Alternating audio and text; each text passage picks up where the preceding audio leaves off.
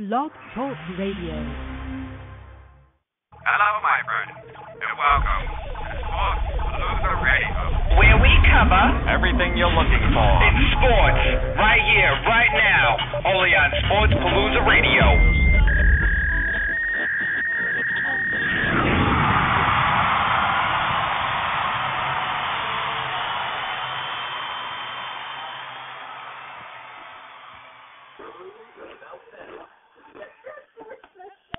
Yes, and hey everyone, welcome to Sports Palooza Radio and our third segment of the bowl game coverage that we're doing this year. And obviously we're doing okay so far. We got most of the games covered. We're going to cover the last 12 games today, and obviously I'd like to thank SportsPalooza.com, and we have a new sponsor now at UltimateSportsTalk.com. Those guys have really been helpful getting our show promoted and helping us out with putting our shows on their website. Really want to thank those guys over at UltimateSportsTalk.com. I really appreciate it, guys. All right, looks like I got Wes on the phone with me today. Wes, my friend, how you doing? I'm all right. How about yourself, man? Just nursing some back problems. Oh, you're not feeling well, man. That's not cool. And you got to travel today too, last I heard, right? What's that? And you got to travel today too, right? Yeah, later on tonight I moved the flight a little bit later, so. Oh, good. All right. Well, that stinks, man. I hope you feel better, obviously. There's nothing like back pain to ruin a brother's day, you know? Yeah. Well, I hope you're feeling up to still getting some bowl games out there, man. I hope you feel up to it. We'll be all right. All right, man. Obviously, Sean's not with us yet. We'll get Sean on here as soon as he gets the call into us, and I want to get started with the Gator Bowl, man. We have the two games starting at noon on New Year's Day. We're going to cover all the New Year's Bowl games and all the way to the championship game. And so there's a couple of these games that shouldn't take us too long because there's one or two of these games that are just like, yeah. But we'll get into that. But first, I definitely want to start with the Gator Bowl down in Jacksonville. It's January 1st at 12 o'clock.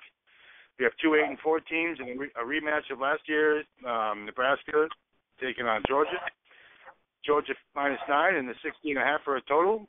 Obviously, last year in the Capital Bowl, Georgia pounded Nebraska 45-31. And, it's weird. They had the same line as last year. Last year, that line was Georgia -9 and 62. And this year, it's Georgia -9 and 60, 60.5, 61. It's weird that they have almost the same exact line for a game as a year apart. What do you think, Wes? Where are you going here? You got any ideas? I mean, we all know the quarterback situation is just a big mess over there now. But what do you got?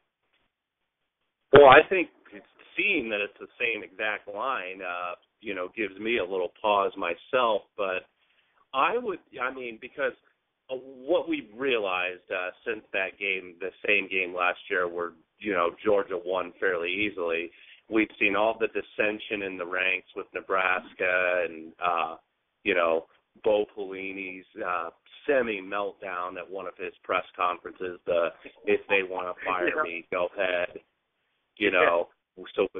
So we've seen all that, and I know that the line is accounting for the fact that Murray isn't playing, but, we know Georgia recruits at a high level, so their backup is sufficient.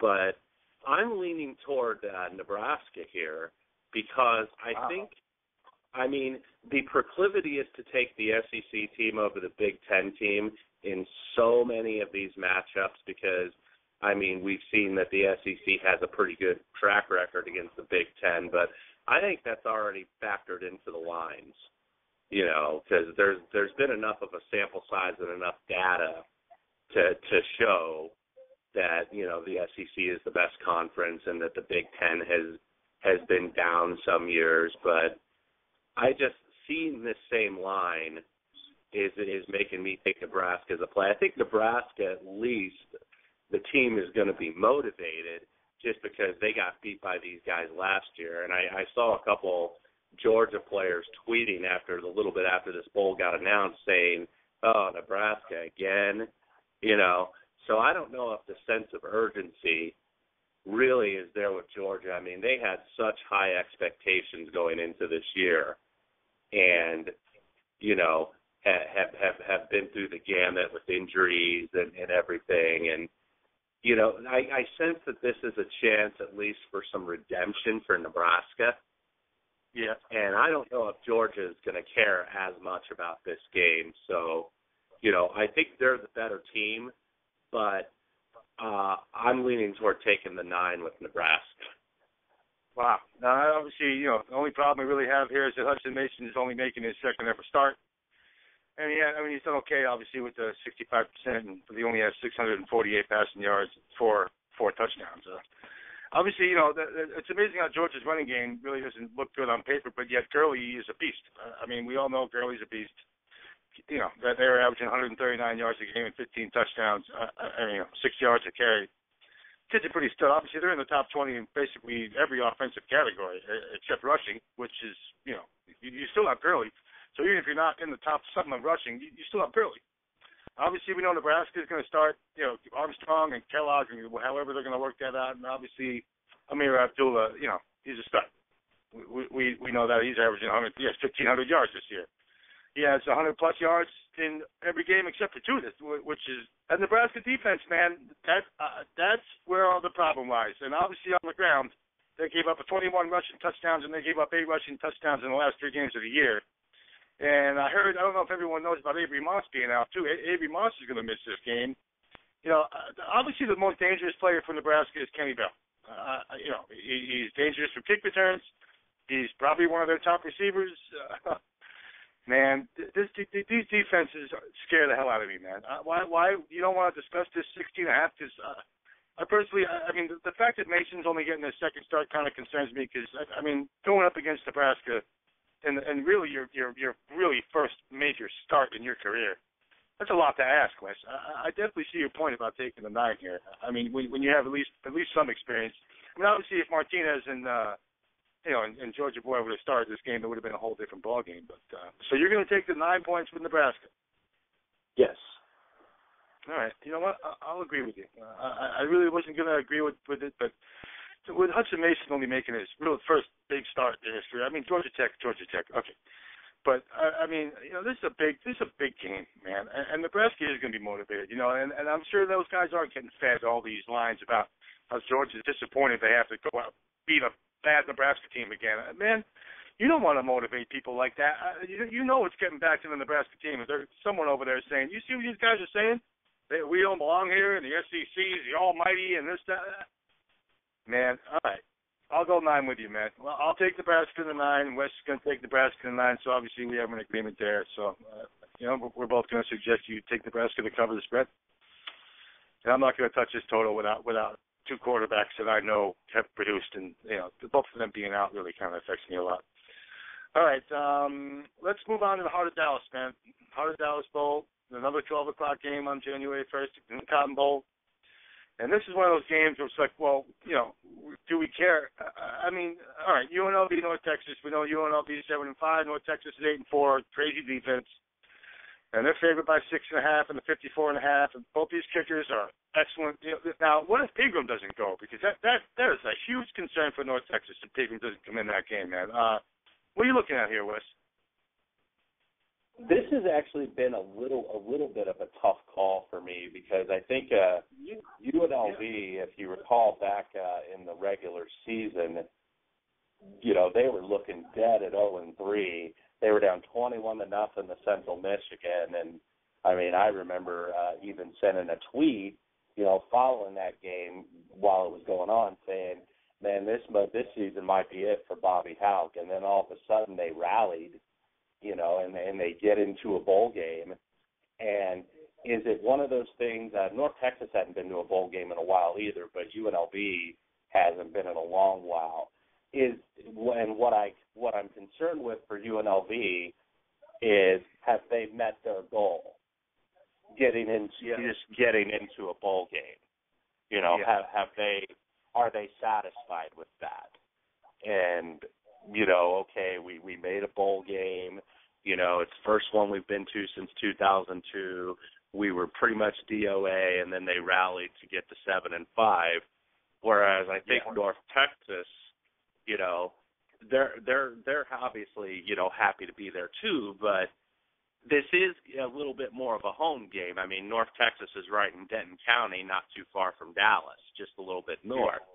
And so, not saying that North Texas, has a huge football fan base, but you would think that they're going to have more support for whatever little that's worth than UNLV is going to. I mean, UNLV hasn't sold out their ticket allotment. I mean, they're losing money on this game. The reason why they're going, obviously, is because of the exposure that they can get playing on New Year's Day and the fact that, it's good for recruiting, but they're taking a bath on this game financially, with the travel expenses. But I look at the defenses. UNLV's defense really is not very good. I've seen them play a few times, and I mean, I watched them have a big lead on Hawaii and blow it at home and have to come back in the final second to beat Hawaii when Hawaii wasn't really moving the ball against anybody. And they were up, I think, 39-17, and then Hawaii, I may have to score off by a point or two, but Hawaii came back and took the lead, being down 3 touchdowns.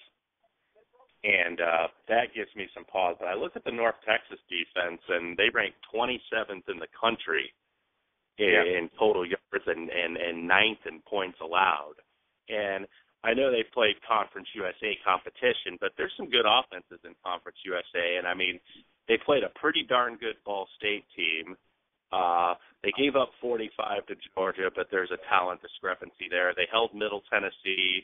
It may not look that impressive in light of what we just saw transpire in the last 3 hours, but held Middle Tennessee to 7, held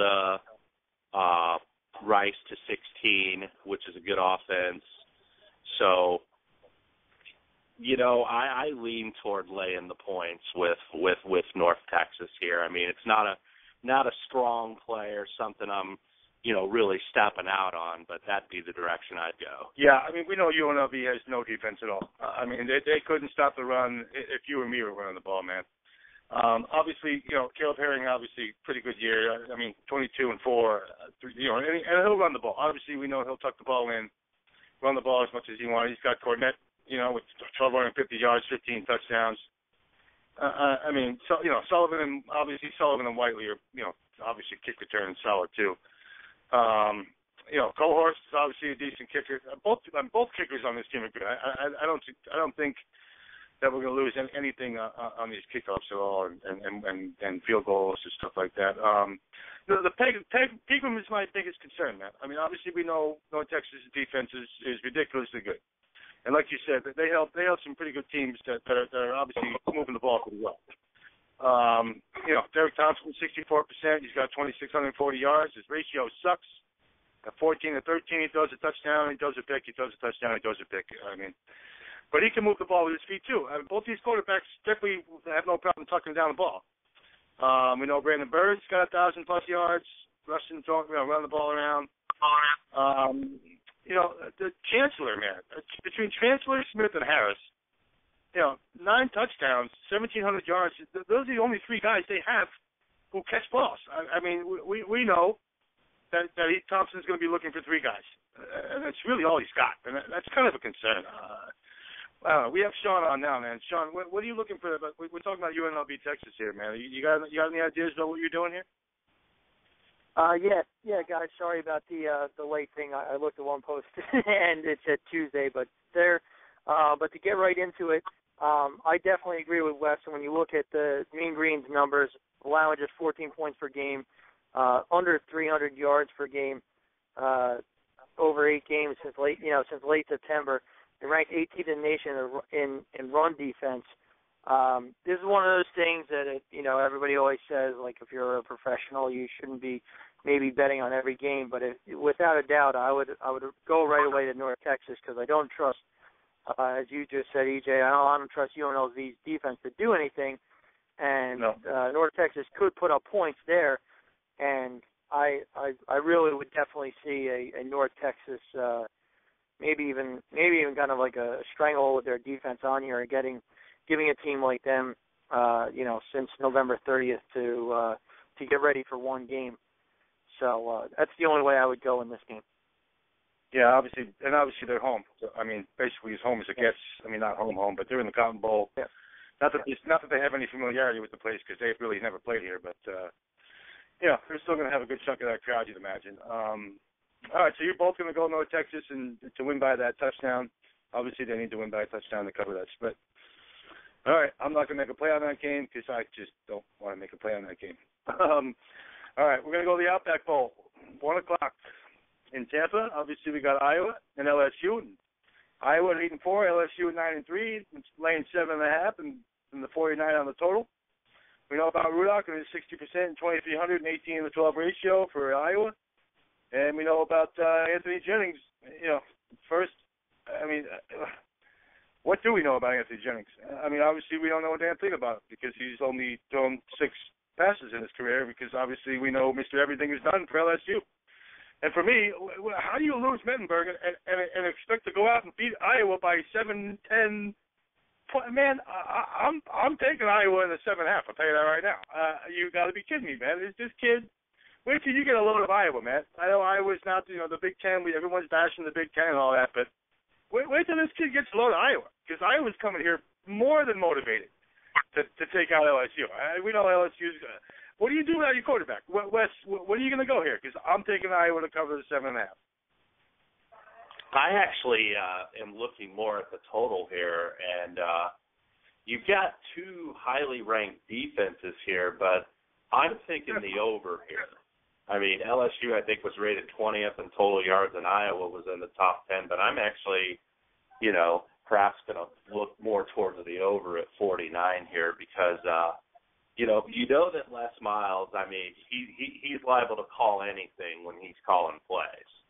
So there's always that factor. But I didn't really, after that effort they put together against Texas A&M defensively, I haven't really liked what I've seen somewhat out of the LSU defense. I mean, their numbers are good, but I watched them against Arkansas, who really had arguably the worst offense in the SEC, and they really should have lost that game.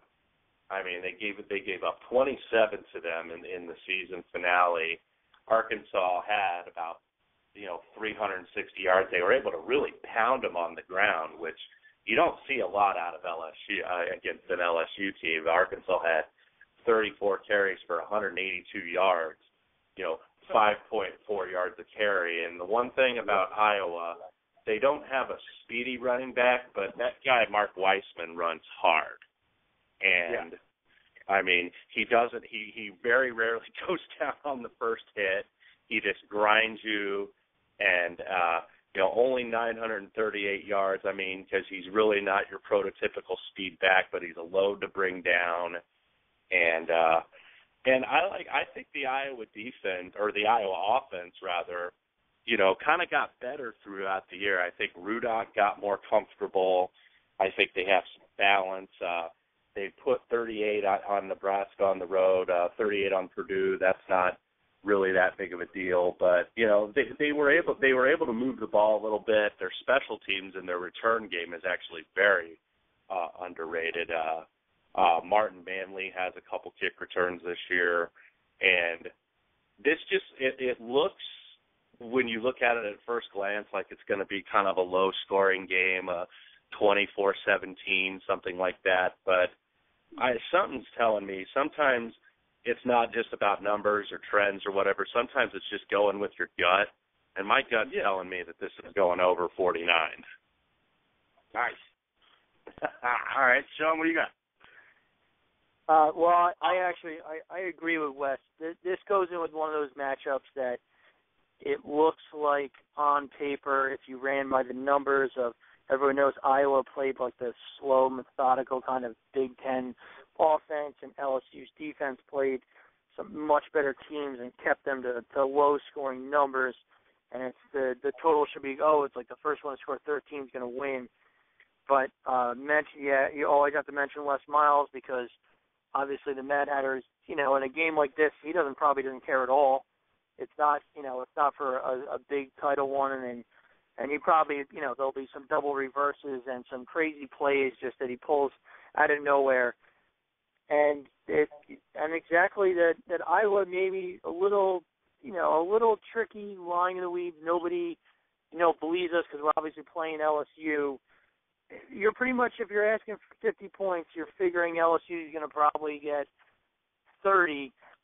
Can Iowa get in the 20s? I definitely think that that's possible, and wow.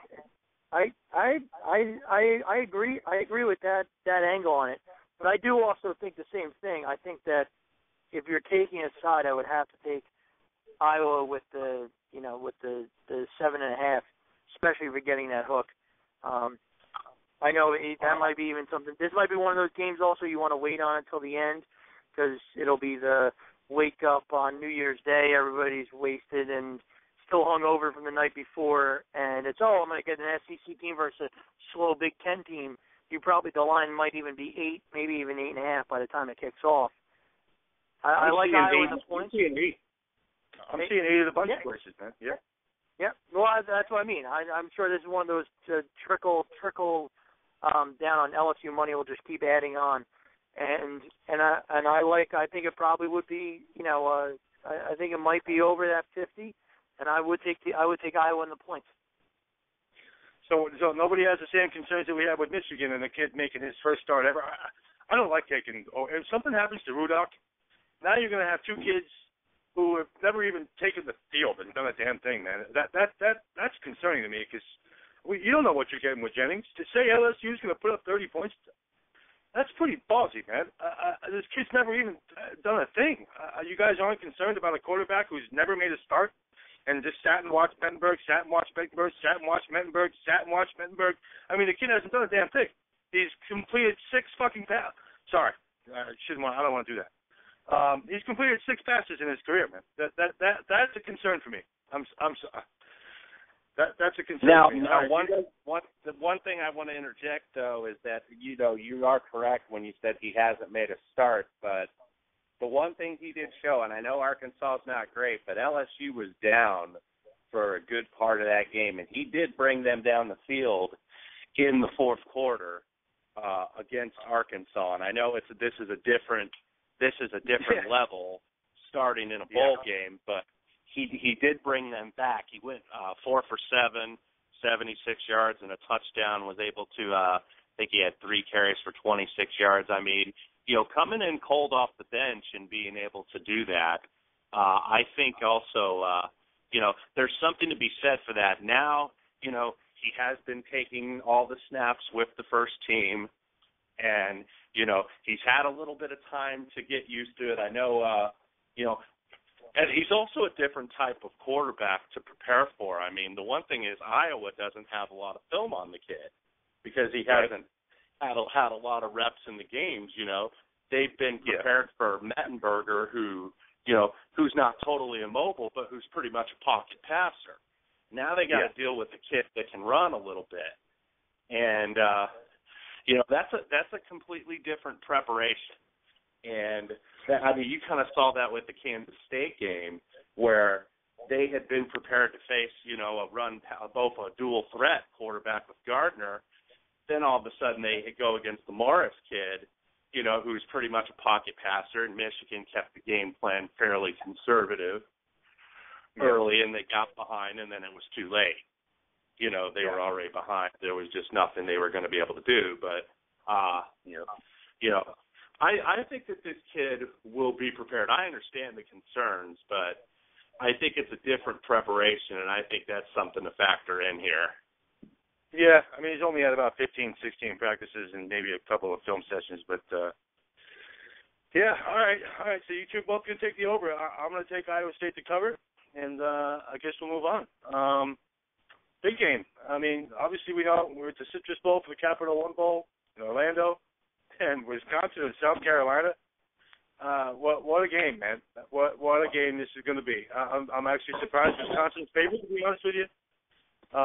In 51, I mean, South Carolina obviously had a pretty good year. I mean, wow. I'm impressed with what they have going on. Wes, what are you looking here with the Wisconsin-South Carolina game? Well, I think this is one of the best games that's a non-BCS game. I actually think this is a fairly even matchup with these two teams. And, I'm surprised that Wisconsin is actually still favored because I haven't seen a soul on them. I've seen in all the pick-em competitions, I've seen like everybody on South Carolina. And I can understand that, going back to a common refrain we talked about in one of the earlier games, or it was in the Nebraska-Georgia game before Sean joined us. Sorry, Seth. Sean, I meant. But that SEC over the Big Ten, SEC over the Big Ten, and that's a common refrain. But, I mean, I actually like Wisconsin in this game. I feel like that's almost, and sometimes the low-hanging fruit turns out to be the right fruit, but this South Carolina getting points here with Clowney and how they played well against Michigan in the bowl game last year, it seems just like low-hanging fruit here. And Wisconsin, Wisconsin isn't one of those, sexy teams that people just want to take because they win, kind of in an old-school way. They win, with a short passing game, but pretty much running the ball, pounding you, and playing solid defense. I mean, they don't really spread it around. I mean, Stabby, I think, is a decent quarterback, but he's a game manager type. He's not a kid that's going to make a lot of mistakes. Short, intermediate passing game. Does have one threat all over the field with Aberdaris, which, I think Aberdaris is really good. And he just does. He's just a very tough matchup all over the field, and I think he'll play on Sunday and make some team pretty happy with him. But, I think the Badgers are the side here. I mean, their identity, I know South Carolina has got to be getting tired of playing in the Outback Bowls and the Gator Bowls and the Capital One Bowls. They want to get in the Sugar Bowls, and they want to get in the national championship. And it's like they're always good, but they're just not good enough. And sometimes that can wear on a team's psyche. I know, knowing the beating that the Big Ten takes in the media, that at least in the motivation, at least in the from the psychological standpoint, that Wisconsin's going to come in motivated and want to show something to these guys. So I think this is going to be a close game either way, but I'm going to go with the Badgers here. I think by New Year's Day, you may see a pick-em, or you may even see the Badgers become the underdog here finally, because I do expect the money to keep coming in on South Carolina. I'm surprised it hasn't gotten there already. Yeah. I think everyone's kind of disappointed with the Penn State loss to end the season. That kind of really put a damper on people's hopes for what Wisconsin was going to do. But, Sean, what are you thinking here? Again, this has to go with one of those things that as Wes brought up, the public perception of if there's, another SEC school playing a Big Ten school. Vegas knows this as well, exactly what everybody is going to be. And I mean, if this was Wisconsin team was playing next year, this was a team that if they didn't get that hose call against Arizona State and maybe went into the Penn State game only having one loss and maybe might have been able to be like in a playoff team, nobody would have, because I think that their running game is superior. So I would almost say anybody except maybe if like Alabama just wanted to run the ball, or those kind of teams. And Wes brought the part of like what is really South Carolina really truly playing for here. They're also going to come off of playing Clemson, always their biggest game. Doesn't really matter to them. I think the one is a fair number. But I hope for the same thing. I hope that South Carolina money would come in here, and I think playing 4 quarters against Wisconsin running ball. Now it is strength against strength. Badgers were 8th in the nation with 283 yards rushing per game, and second with 6.6 yards per carry. But South Carolina allowed 167 rushing yards per game and 4.4 yards per carry in the SEC. So this is going to be strength against strength. Face mask we've been, but I think playing 4 quarters, Wisconsin's one of those teams, just like in basketball. Doesn't matter what the score is, doesn't matter what they're doing, they'll just keep going about their business. I think Wisconsin wins this game, but I agree with Wes. I think this is another one of those things. Maybe just wait. People wake up and just want to get an SEC sequel, getting points or out of pick 'em, and maybe even they might be underdogs.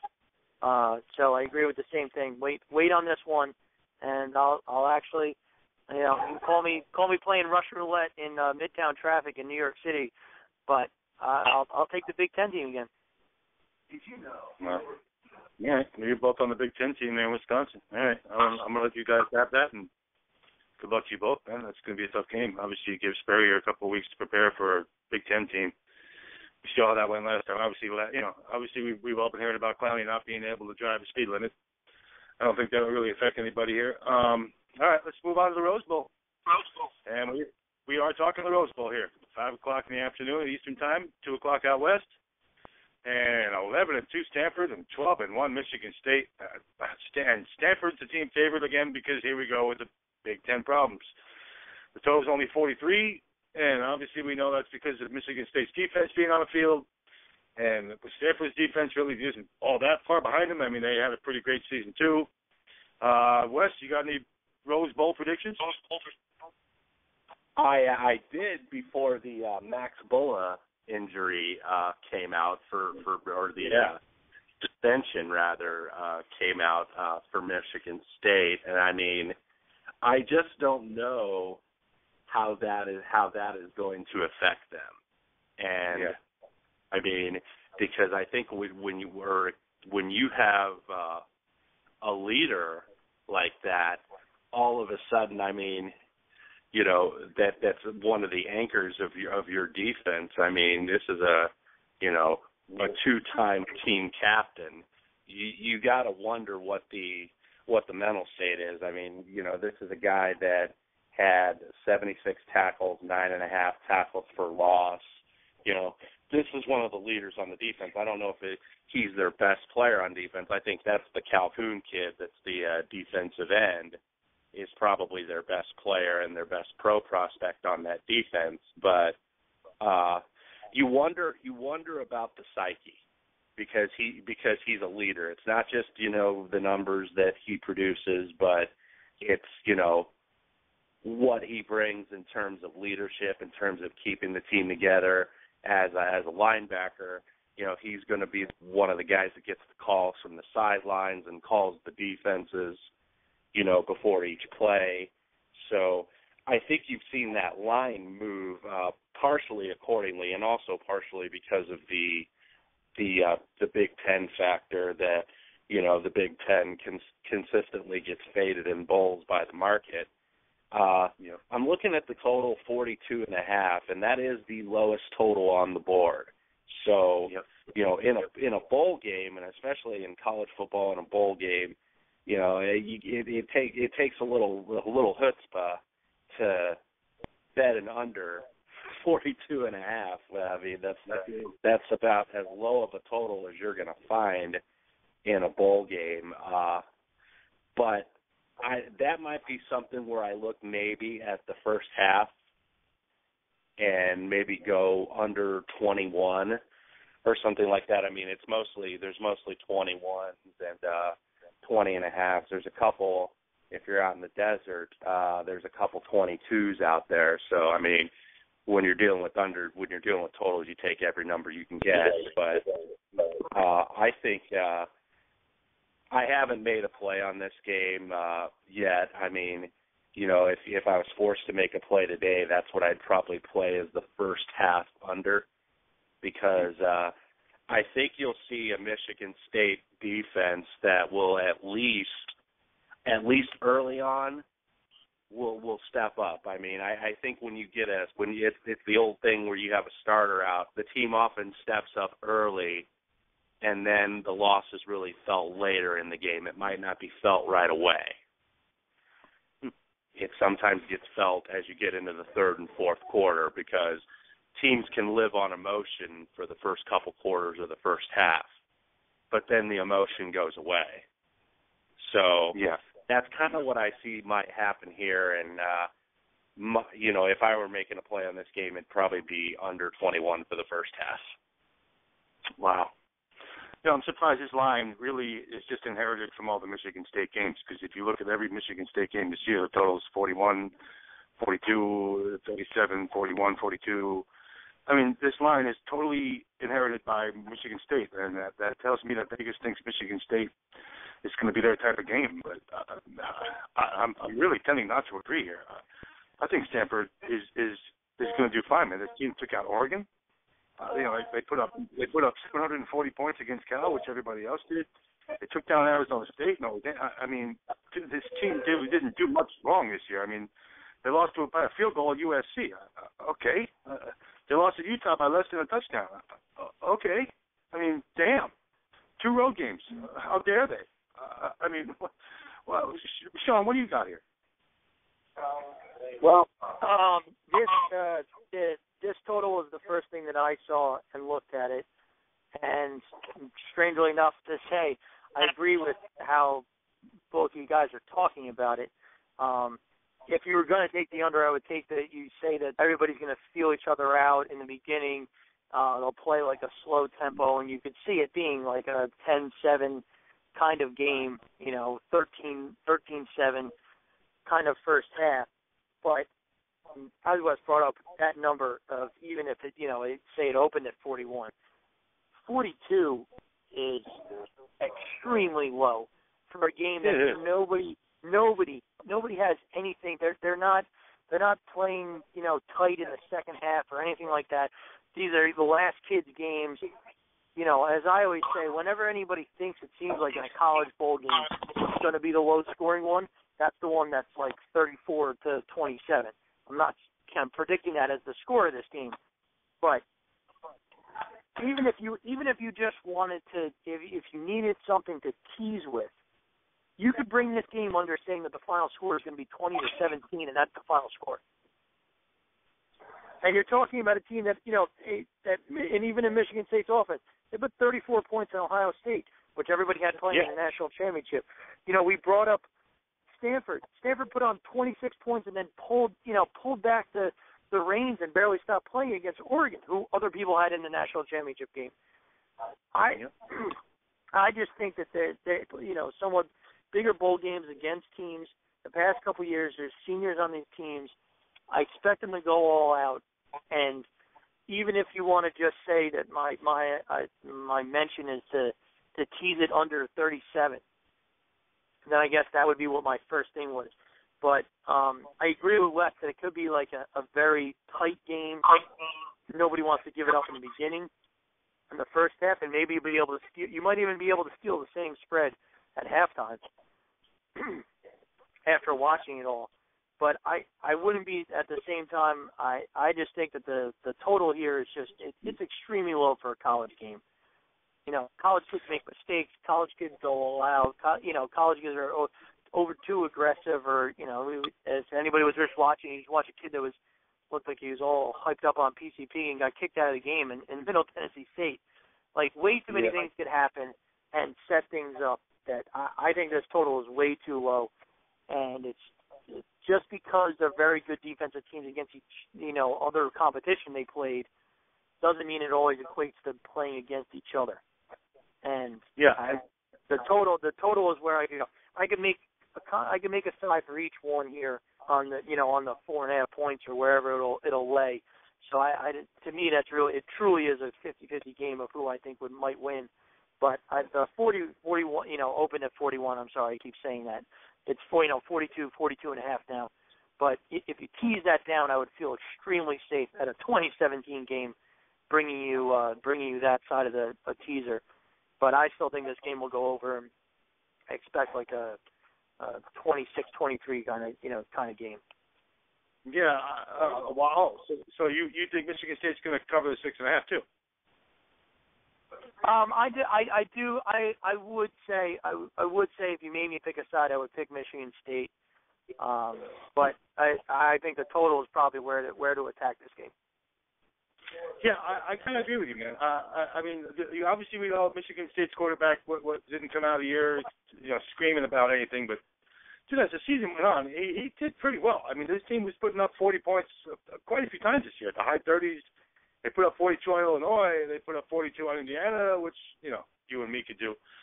But that Ohio State victory was impressive, definitely. I think this kid has figured out a lot. And obviously with Wes, when you said that kid's going to be gone, take him out of that defensive scheme, you're not just losing some guy. That's a huge loss for them. I don't think I can take this under. I know why Vegas is putting this under there, and we're, like I said, they're basing it on all of Michigan State's performances. Stanford's going to score. There's no way Stanford's scoring less than 24 points here. There's no way. In my opinion, there's no possible way that Michigan State holds Stanford to 24 points. That's just not going to happen. It's not going to happen. I think Stanford's going to be able to move the ball just fine on this defense, especially with that loss. I mean, wow! You're telling me this game can't be 24-21? I'm going to agree with you, Sean. I'm going to take this over, and I'm thinking about Stanford here because I think Stanford might even win this game like 30-21, somewhere in there. I like Stanford here. I think Stanford's going to be just fine. I'm not really impressed with Michigan State's schedule, and we know the Big Ten, and everyone can say that about basically a bunch of the Big Ten teams, but. I mean, obviously shutting out Purdue was pretty impressive. I mean, holy cow, 14-0? Really? That was great. Shutting down Illinois for 3 points was pretty impressive. Shutting down Michigan completely, again, impressive. And Northwestern was pretty healthy when they shut them down. Northwestern was just counting everybody back and was, they were only a 5-point line, 6-point line that day? They beat them up and shut them down. In Minnesota, the same thing. So we know what Michigan State's defense can do and has done. But I don't think they're going to do it against Stanford. Not out west. You got to remember, man. Stanford is going to have a good chunk of this crowd. They're in California. I like Stanford here for some reason. I don't like the 6.5. If you're talking about teasing stuff, I think that might be where you want to tease that line down to 3.5 or something like that in the combo, where you can move the line. Because I think Stanford's going to find a way to win this game for sure. I don't think Michigan State's going to win this game. I really don't. But I will take that over with you, man. And if Wes hits that first half under, because it's, what's scary is 13-10 hits that. Wes, you're not concerned about like a 13-10 type game? Because that's really all. Yeah, that's why. I mean, it would be a marginal play, and it wasn't something that I was kind of stepping out on. I was just kind of giving my thought process. I mean, I haven't gone to the window or gone to the laptop with this yet. And, I mean, looking at some of the defenses here, we talked a lot about the Michigan State defense. Stanford defense is also pretty darn good. 15th in total yards is really impressive against 10 that have some pretty darn good passing quarterbacks, and third against the run. I mean, them and USC really, and it's really been that way the last few years, have been the class of the conference defensively. Yeah. And I mean, so I think Michigan State's defense gets the ink, and rightfully so, but, Stanford is one of the best defenses in the country. And they don't give you an inch. And, I mean, that's kind of why I like this game, because this looks, and I can understand why, Sean and you, EJ, are looking at the over, because it's always seems to be when you got two old school teams that, it's going to be just a slug it out, 3 yards in a cloud of dust. Those games sometimes go over, and then when you got the shoot, when everybody in the media is like, a lot of points are going to be scored here, and it doesn't come close to the over. So, I mean, that's what was my thought on the first half, because I think eventually this game goes over. I just think it might take a little bit of time to get there. So that's why I was looking at the first half. Nice. All right, well, we'll see what happens. If you do, obviously, I'm sure you'll post on your Twitter feed what you're going to do here for that first half play if you decide to pull the trigger on it. Obviously, Sean and I are going to recommend the over to anybody out there. All right, let's move on. Just 1 second, EJ, my bad. Just also want to remember, everybody also knows Stanford, a very good special teams team. I always think that sometimes when you get a low total or you get defensive-minded teams, that's always the one thing. A kid from Stanford can return it from anywhere. It's 9 yards in the end zone. You bring one back. So just one kind of kickoff return. And again, everybody also on, defenses are so great. Well, defenses also score points or put you at the, 10-yard line also. And so, something in this kind of game, that's all it takes is one interception and the ball's at the 15 and one kickoff return and he returns it to the house. You got 14 points all of a sudden. 14 points in this is like what people are expecting in the three quarters. Yeah. And plus, you know what you get for winning a Rose Bowl this year? You win the Rose Bowl. I mean, that's it. You're not going to get any accolades. You're not going to have a parade for you. There's nothing to really celebrate after you win. You won the Rose Bowl. All right, that's great. You get a little trophy, put in your plaque and all that. Woo, man. There's nothing. I don't. This isn't like a big pressure. Oh my God, we need to win the Rose Bowl to be able to say we're a co-champion or you for winning the Rose Bowl this year. You get to say you won the Rose Bowl. That's it. I don't know. I think this game's going to sneak over somehow too. I agree with you, man. We'll see what happens. All right. Let's move on to what I just can't believe, the Fiesta Bowl. Obviously, we're in Glendale, Arizona, talking about Central Florida and Baylor. Both these teams are obviously 11-1. And will somebody please tell me what the hell Central Florida is doing getting 17? I don't understand this at all. This team lost one game, man, and they lost one game to South Carolina by a field goal. Like, what the hell is going on here, man? Because I don't understand what Baylor did all year. All right, they got the offense. They're going to go crazy. Are you out of your mind giving me 17 points with Central Florida? Out of your mind, man. This team played some football. Hey, how'd Louisville do, man? Louisville pretty good team, you think? Yeah, they beat them in their house. And how about Penn State on the road, man? How many teams walked into Penn State this year and beat them? Listen, man, Central Florida has no respect at all. And I'm going to take full advantage of it. This line is a joke. Wes, tell me why this line's not a joke, because I think it's hysterical. Well, I'm with you on this one. I like Central Florida here, too, in the points. I think that this is I don't think that this is a Northern Illinois situation, and that's what I think the market is thinking, because I think Northern Illinois was kind of overwhelmed by the experience, and I think the talent gap was huge between Northern Illinois and Florida State. I mean, it wasn't even on the same planet.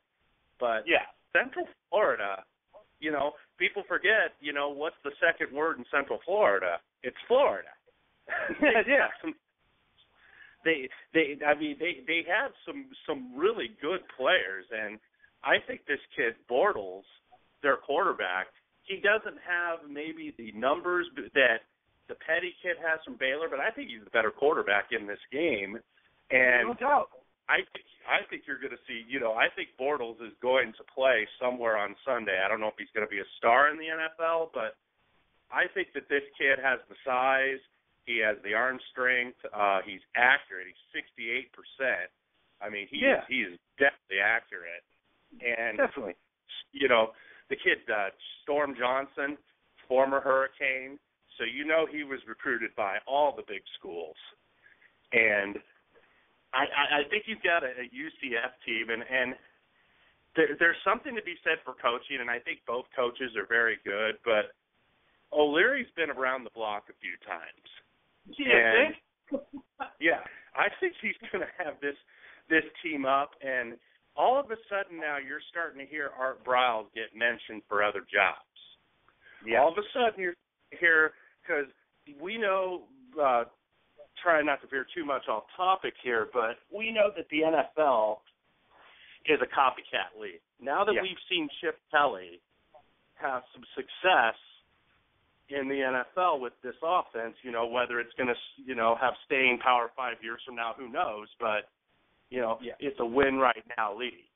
And, Chip Kelly got this team in the playoffs with the guy that wasn't a starting quarterback at the beginning of the year. And his offense, I think, it may not have changed the game, but it's worked well enough. Yeah. And you're starting to see some NFL executives thinking, well, maybe this Briles guy can work. It worked. It worked in high school, down in Texas. And, he is well thought of as an offensive guru, and the numbers bear that out. But now all of a sudden you get these NFL people calling, and you start to think, I mean, you know, he's at Baylor. I mean, no disrespect to Baylor, but he's not at Texas. He's not at, you know, Oklahoma. You know, Baylor, I don't think, is a destination job in college football. Those schools are.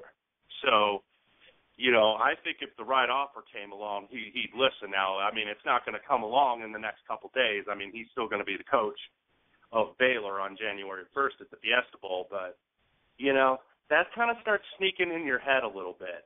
And I think this line is very generous. I mean, you had a UCF team that, like you said, went into Louisville and won, went into Penn State and won, should have probably beaten South Carolina at home, also went to SMU, not that they're on that level of the other teams, but it was freezing. It was like 2 degrees in Dallas. Yeah, it was hot.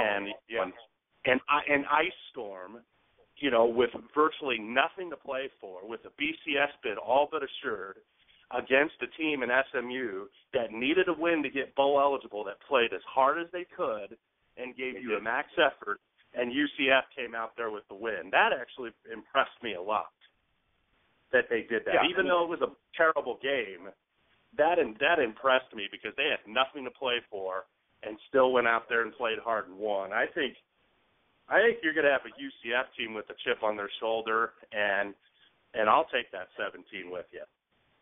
All right then, Sean, what do you got? Well, I'm sure my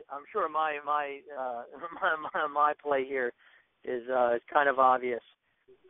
Maybe not to everybody, but obviously maybe I'm just wearing my Big East glasses, but I feel like it's Groundhog Day again. I mean, this almost feels like Louisville's playing Florida, and it's just there's no reason why they shouldn't be on the same field. There's, you know, with a UCF team that I some very big people on Twitter that were talking about of like who they thought was the second best in the Big East, and I said from September, I said this UCF team they're just as good as anybody else, and again, you want to talk about a Baylor team? Okay, they're very impressive, and you know they put up their 624 yards per game, but Baylor didn't play very well when they're not at home. They only went 1-3 against the spread, and they only topped 500 yards on offense once out of those times. So you're gonna and again, everything's leading up to UCF saying, well, oh yeah, we're not supposed to be on the field with anybody. We weren't supposed to beat Louisville. We weren't supposed to be in the game against South Carolina. If you rode this team for a lot during the year, you made a decent amount of money. And Baylor doesn't. We all know Baylor doesn't play defense. So if you stop them every once in a while, then all of a sudden it's, oh, what do you mean? We didn't score 30 points by halftime on this team. Must be something wrong. So this is definitely something of when you're getting that many amount of points, I think you have to play UCF first half. I agree fully, obviously, with the getting the 17. But if you're going to get over a touchdown, I think from the sound of it, we all almost agree. We wouldn't be surprised if UCF was maybe even half or tied. So that's a great angle. Yeah, that's a great angle. Right away, I feel that you have to play. If anything, maybe maybe it's cheesy that I always say, like a war of attrition of playing Baylor's offense, maybe catch up to them, and maybe they get up to that 17, or maybe they don't cover the game. But I expect, just as Wes said, UCF to come out with a chip on their shoulder, say we can play with anybody. Don't give us, don't tell us that we can't. Come out. I wouldn't be surprised if the game was tied or they were up by 3 or something like that at halftime. I fully agree. To me, this is one of those same things of how I said about the K-State Michigan game. Everything just points to one kind of angle, and I would play in both halves. And I expect UCF to definitely put some points on the board, and maybe that might be even something else to look at of when the team total comes out. Expect UCF to put up the high 20s, low 30s. And if you play the first half, I'm sorry. Go ahead, Wes. No, I was just going to say, like, adding to what Sean was saying, something I like to do for college basketball and sometimes even in football, if you're going to play a dog. I really only do this with dogs, but play the first half and the game. I mean, and if you're covering the first half, you set yourself up for what I call kind of like a hedge middle opportunity, where if you win the first half, you got UCF for the game, but you think Baylor might have something in the second half, you might have the opportunity to, at minimum, hedge out and scoop up a 2-1 on the game. Or, you know, maybe Baylor, like let's say UCF down by 3 or 6, it's 20-14. Well, second half, they're probably going to put the line at, you know, if it's tied, I mean, they'd probably put the line at like 8 or something. I mean, see, you know, or if they're up 6, they probably put the line at maybe 5.5, 6 for the second half.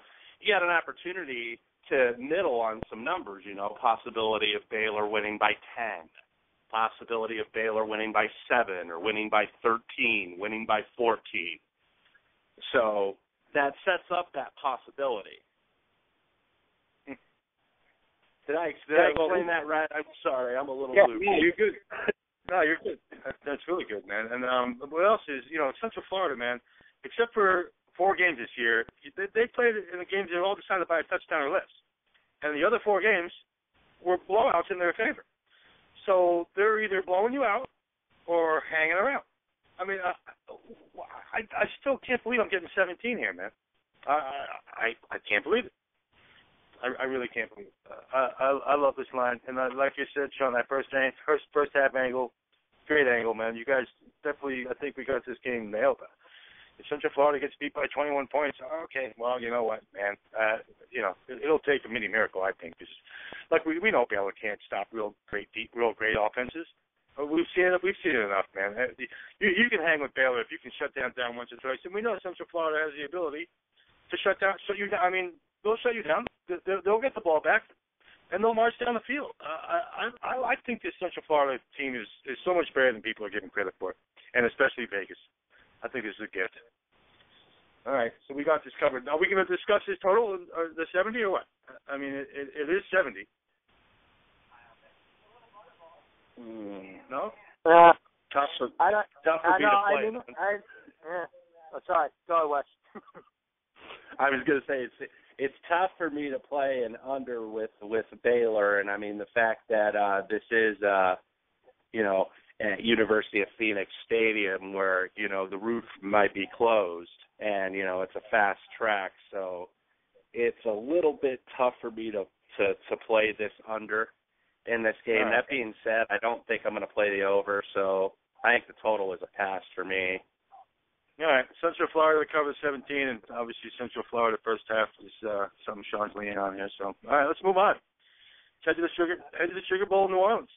You know, 8:30 on January 2nd. We got Oklahoma and Alabama. We know Alabama's going to be pissed. I mean, there's no doubt about it. 11-1, and obviously down in New Orleans, you know, they have no problem playing down there. Oklahoma 10-2, going down there, getting 15 points, and a 51.5. Holy cow! Obviously, everyone's going to just have to sit there and basically question what Alabama's playing for. You know, you lose that big game.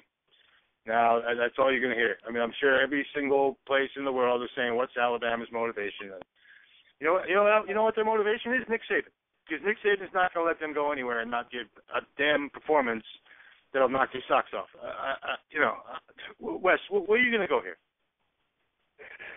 Yeah, that's the $1 million question in this game. I do think is Alabama's motivation, because I still think, and I know they got beat by Auburn, and I'm not trying to discredit Auburn and Florida State. I still think Alabama is the best team in college football, and I think a lot of other people do as well. If they're motivated, I think they can really lay the pipe to Oklahoma here. I just think that, you know, maybe these kids take it as a challenge and just go to make a statement, because, I mean, Oklahoma, you know, is still Oklahoma. I mean, it's still a big-name program. You know, it's not like Alabama got stuck playing, you know, somebody like when Oklahoma played Connecticut in the Fiesta Bowl years ago, where Connecticut really wasn't a name program. at the time. They just kind of got there because the Big East was down that year, and they won the battle of attrition. Oklahoma is a name I think that could usually is going to inspire you as an opponent. I mean, they're still a top-tier program. But you got two pretty solid defenses here. Oklahoma is a fairly good defense in a conference where there's a lot of points scored and a lot of explosive offenses, and still finishing in the top 20. Now the problem is the better teams were able to score on them. Yeah, they were able to beat up the Patsies and shut them down, but I mean, what Texas did to them in the Red River Shootout, in the Cotton Bowl, what Baylor ended up doing to them, where Baylor, kind of started out slow but got away from them in the second half. So that's a concern. I mean, my numbers would say that this is an under game because Alabama's defense, is lights out. But I think this may be something where I hate to do it because I hate laying big favorites in general and especially in a bowl game. But if I got to make a play, I got to lay the points with Alabama here. I think that what you were saying about Nick Saban staying committed to them, and I think, maybe still to prove that they're still the best team, even though they're not going to get the hardware. There's questions whether some of the kids are thinking about the draft, but I think every program has those questions right now. Yeah. With kids thinking about the draft. I don't think that's exclusive to Alabama. So yeah, I just think if they come to play, and that's what it's going to come down to. If they come to play, they're better than Oklahoma, and they're going to lay them out. Yeah, see, and that's my biggest fear. And Alabama's pretty banged up on defense too. 51. I think 51's too low, to be honest with you. If you're talking about Alabama laying the wood to Oklahoma, they're going to score 38 points, and this game's not going to be 38-3. I mean, you're talking about 38-14, and Oklahoma can score on anyone. No one really held down Oklahoma from doing anything except Baylor on the road. That's the only team where they scored less than 20 points all year. So I understand Alabama's defense is this, that, and the other thing. They're not going to stop Oklahoma from getting 14, 17 points here. I'm sorry. That's not going to happen. So you're talking 38-17. You're looking at the game in the mid-50s here for me. I like this over. I understand the whole Alabama defense and what Saban's going to do to make sure they're all motivated and up for it and ready to play and all that. Dude, Oklahoma's no cupcake little wimp team. You're talking about a 10-2 team who lost 2 road games all year, Texas and Baylor. Well, all right. They scored every damn time, man. I don't think Alabama's defense is going to be good enough to shut them out. I mean, this is not Mississippi State. This is not Tennessee, Arkansas, Kentucky, Georgia State. Give me a break, man. Colorado State. This is Oklahoma, a team that can score. I'm sorry, man. 51 is too low for me. I'm taking this over. I'm taking this over. All right, Sean, go ahead, man. We know where Wes is going. He's laying the wood. I'm taking the over. Where are you going? Well, I believe that your over might hit, but I believe that that's all going to be because of Alabama. Yeah. Saban is a vain guy, and I think he knows the flack that he got when he pretty much got put out that one bowl game. And, in other words, he didn't coach his guys up, and he lost to an inferior program. This is one of those games that don't poke the bear. He made a little mistake, and that field goal and everything else like that. There is no way. I don't think Alabama's not going to come out of here and prove a point. Now, with that said, I'm not the kind of guy that lays 15 against a team that's from a big conference like this and scoops to maybe get his guys to show up. But right where that total is, I'm going to be interested to see if they give me anything that's saying Oklahoma's going to score over 17 points. I would take the team total there. I learned 2 years ago you don't mess with totals. You mess with team totals of the opponents of Alabama, because I expect Alabama's defense to be swarming and angry and pissed during this game. But I expect them to score points too. So like I said, I expect Alabama turnovers to lead right to games. McCarron to kind of go out, on top of probably having maybe the best career as a quarterback, in Alabama. I expect their offense to score. I mean, I wouldn't be surprised if Alabama scores 40 here. But I would love to bet on an angry Alabama defense. And and again, I don't like that 15. Maybe that's somewhere. If you say, you want to tease it down, you want to keep me under 10, say Bama's going to win by double digits, yeah, I can say that kind of, that's, I know it's only 6 points, but that would make me, I wouldn't feel as edgy about that part. But I'll be interested to see what they say with this team total, because there's a lot of NFL guys on that Alabama defense, and I expect them to be angry and pissed, and I expect Saban to make a statement, like Wes was bringing up, that, we are still the best team. One fluke play is the reason why we're not here. If this was next year and we had a playoff, we'd be in it and we'd be proving everybody that we were the best team. So that's just me. I'm fearful of Alabama. Maybe it's from an Irish kid who went down to Miami last year and saw it firsthand of what an angry Alabama team does live. But that's just me. Yeah, well, the fact that this is on January 2nd and the only game of the day, obviously every NFL team is going to be watching this game. I mean, it's the only game of the day.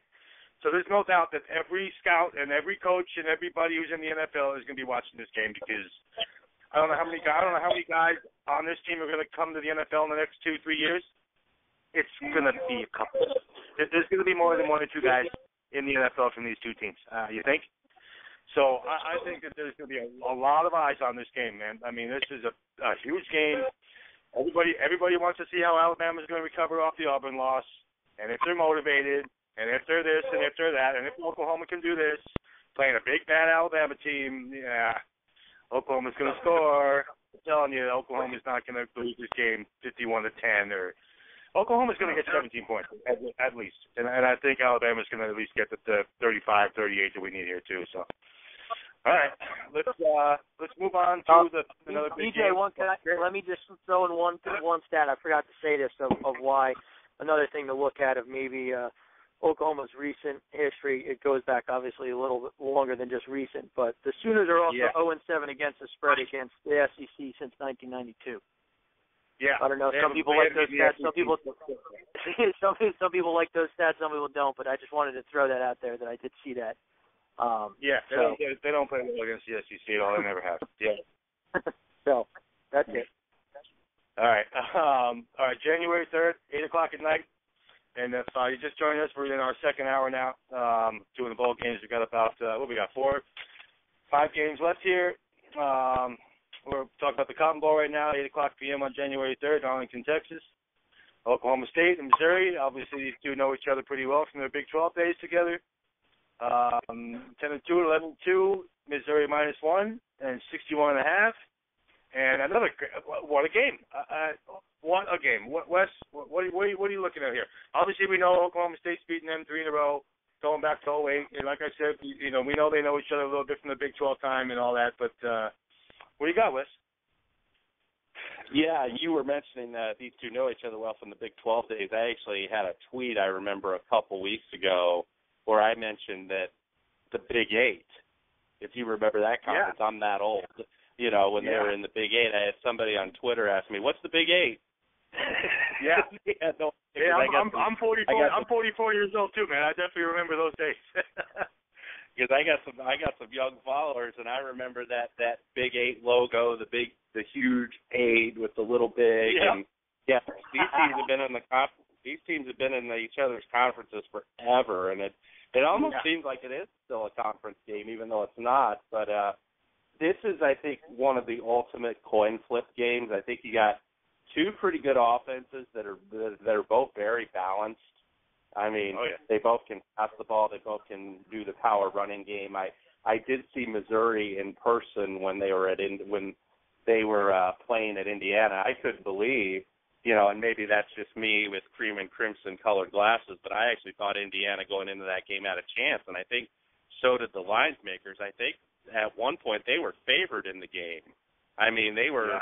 I think Indiana closed like a 2-point dog to Missouri, so that shows you how far Missouri has really come. Everything here kind of points to a shootout, but when everything kind of points to a shootout, that almost makes me want to look the other way here, because I think that this is a competitive this is a competitive game by the line.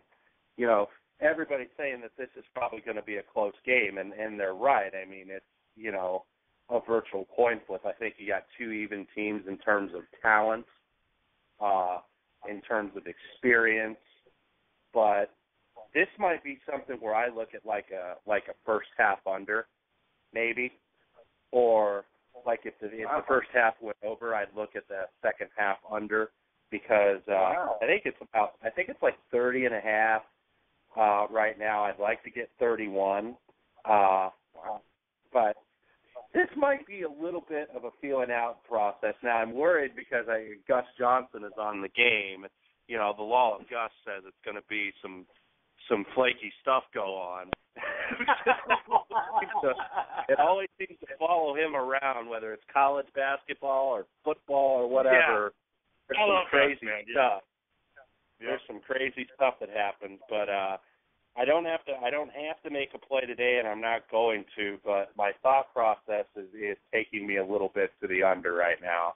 If that changes, which it should, I'll put it out there. But that's where my thought process is, at least, just thinking out loud.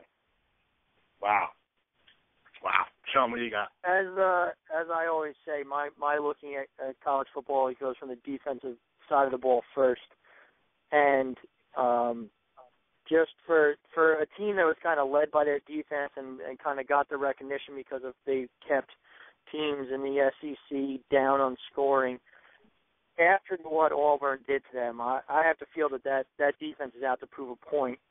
And playing the Okie State Cowboys, shoot 'em Wild West style offense is probably exactly what they would ask for the test to come up there. And there is I did see a nice little trend on one of these games that Gary Pinkel is 15-3 against the spread after a loss by 17 or more points as a coach of Missouri. So he usually can kind of rally his troops, and I especially like it that the last game he played on December 7th, and he'll have almost a month to get him ready for this one. Missouri can score, and to me everything looks exactly. This is one of those games that if you were a live bettor, to me you would just wait for the one team to score a touchdown. You'd bet the other team that was an underdog, and then when that team eventually went up, the other team was an underdog, and you could just kind of cherry pick some money line, free money, going back and forth. Because to use Wes's thing, the law of Gus says that this game would just go back. And if you made me pick a team, I would pick Missouri because of that defense, because of that time to prepare for just Okie State, and I think Missouri bounced back. It does bounce back here. I wouldn't have anything to play on the game specifically right now, but I'm sure that's where I would go, no matter what. Wow.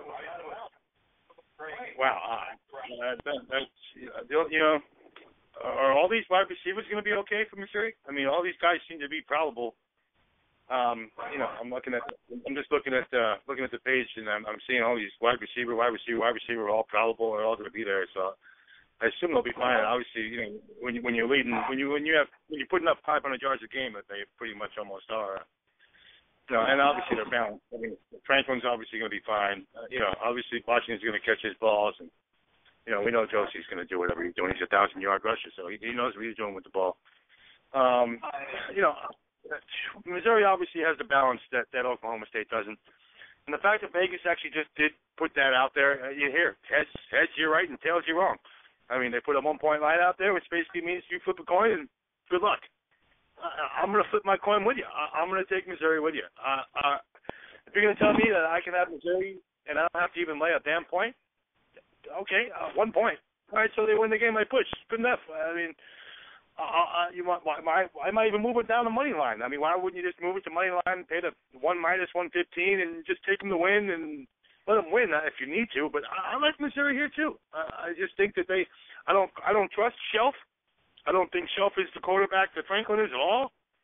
I'm going to go Missouri with you, man. I think Missouri is a pretty good play here. It's a good pick. Do we like what we got there? Are we all happy with that? Yeah, I think so. All right. Yeah, that's like I said. That's all I could go. Yep. All right. Let's move. We got 4 games left, and we're headed to the Orange Bowl, obviously down in Miami, January 3rd at 8 o'clock p.m. Eastern Time. And here's a game, man. All right. All right. We got. I'll tell you who it is, and I'll tell you that's Clemson and Ohio State. All right.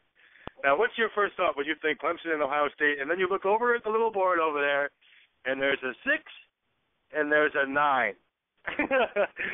69 points, huh? Are you kidding me? If this game isn't 35-30 at halftime, I'm going to be shocked. You have got to be kidding me with these two deep, absolute sieve of a defense that Ohio State is. Ohio State's got no. Please don't say Ohio State and defense in the same sentence in this entire show, or I'll find you, hunt you down, and laugh at you, slap you in the face, kick you in your ass. You've got to be kidding me. So, personally, I love this 69. I'm going to eat it up.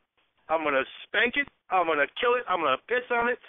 I think this 69 is a beautiful play. Give me the over. Wes, what do you got? I think the over is more the play that I would like here, that I would gravitate to at first glance as well.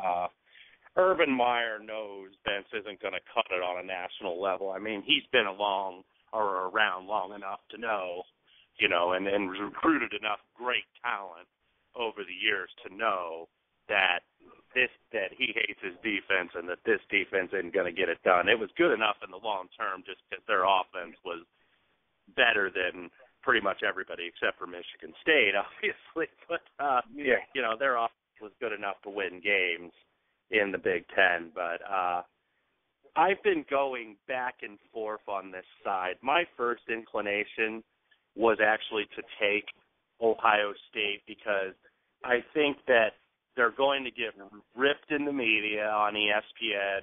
They're a fraud, they're a joke because they, lost to Michigan State. Because although the ESPN analysts, the Mark Mays and the Jesse Palmers and David Pollacks that don't like the Big Ten and don't like Ohio State, I mean, Holtz and Herbstreit were trying to carry the banner for them, but they were outnumbered. But then I did a little more digging, and the last time Clemson was in the Orange Bowl was a couple years ago.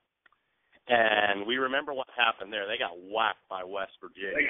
They got whacked. 70-33. Is that bad? Yeah. That sounds bad. It is bad. It looks bad. I don't know if it sounded as bad as it looked, but it looked bad.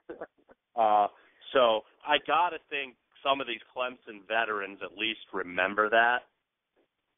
Remember that game and without getting humiliated. Now, they did bounce back. They beat LSU in the Peach Bowl down in Atlanta last New Year's Eve, but I've been going so back and forth on the side that I don't know what I'm going to do. I think probably to make my mind more at ease or rest a little bit easier, I'll probably just do what EJ's going to do and go with the over here.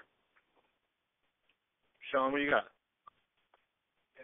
Well, this seemed like a total. I agree with you guys right away. I'm not going to bank on Ohio State playing defense against anybody. If the likes of Illinois can get 35, if the likes of Michigan can get 41, and teams like Michigan State who couldn't score on anybody can get 34, Clemson's offense is definitely going to get the points.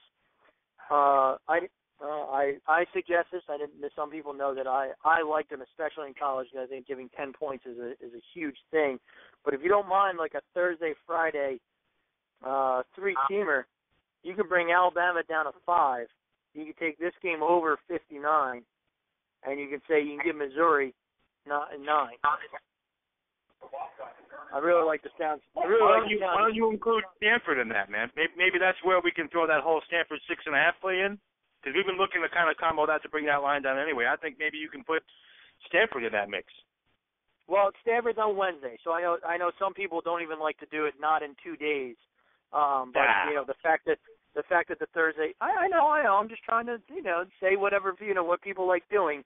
So if you want to play on the lone game on Thursday, getting Alabama underneath a touchdown, and then this game saying that I don't know how both of these teams aren't scoring 30 points. I really don't. And I lean more to your side of saying there should be 50 points by halftime, let alone both of these teams aren't scoring over 60. And then again, I like Missouri strongly as a solid play by itself. So if you can get 9 there, I really like to look at that as a 2-day thing, right there. I don't know if I'll play the total by itself, but a 10-point swing on that part to say that I just need 60 points in this game. I like that a lot. 70. Yeah. Yeah, I like this over. I like Clemson myself here. I think Clemson to cover the field goal. I'm looking at Diamond right now, and I got a field goal. If anyone has defense here, that would be Clemson. Look at their numbers, man. All right, Florida State, got you. Take Florida State out of that mix. Take Florida State out of that mix of teams that they played this year. All right, okay, Maryland got 27 out of that game, please. Did you see the Maryland game? Come on. This team can score, and this team can stop you, and Ohio State can score, and they can't stop you. So if the offenses are a push, and the defenses are not, I'm taking Clemson to cover the 3, and I think Clemson is going to win this game somewhere. They're going to score 40 points, man. I'm sorry. Ohio State's not going to stop anything that Clemson's going to be able to do. We know what number 10 is going to stand back there and do, because he's a beast. He's an absolute beast. That team is going to move the ball. If they put up 45 on Ohio State, I won't be shocked. If they put up 51, I won't be shocked. This game is going to be in the easy high 30s. Someone's going to hit 40 here easy. I like the over, and I like Clemson to cover the 3. I think Clemson's going to find a way to win this game outright. So when I like someone to win outright, and you're going to give me a field goal anyway, sold. I'm taking Clemson to upset Ohio State here. I'm going to take them to cover the 3, but I think Clemson's going to find a way to win this game, to be completely honest with you. I really do. Clemson's pretty good, man. In case you missed it, they lost to South Carolina and Florida State. Well, shame on them, man. Holy cow. Ohio State didn't play anybody this year. We already know this, man. You can beat up all your Penn States and all your Northwesterns and your Iowas and your Florida FAMU. Yeah, come on, man. Play somebody. I want to see Ohio State actually beat a real team, because last week they walked into Michigan State, and how'd that go? Obviously they didn't go to Michigan State, but they played a real team and they got beat. What do you know? I've been waiting for Ohio State to play a real team all year, and I think Clemson's going to be the team that they are not ready for. I know Urban Meyer's going to have them all ready, but I'll take Clemson to cover the 3, and I'll take the over. That will be. I think that Clemson team total will be an interesting number what they put it up at. That is actually what I was going to say. Yeah. Well, yeah, I know it's going to be in the 30s, but so if it's at 68, 69 with 3, are they going to make it 34 and they can keep it under 35? Then you might be looking at a nice spot there. I agree with you on that. Just because I think they're going to get 40 something, man. They're going to get 40 something. No. I'm not disagreeing with you. I'm just saying what number you have to supposedly beat. And, I think we all agree it could be 45-40 as a final score. So if you're going to keep it under that 35 number, that might be a nice look there. Obviously, that's something we can't, we can't talk about until the numbers are out. But yeah. All right, let's move on. We have a weird. The next 2 games we have here are going to be probably quick. The the BBVA Compass Bowl down in Birmingham. Obviously, both teams are 8-4 with Vanderbilt and Houston.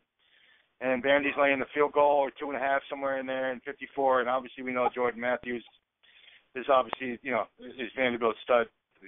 Carter Samuels is obviously pretty damn good.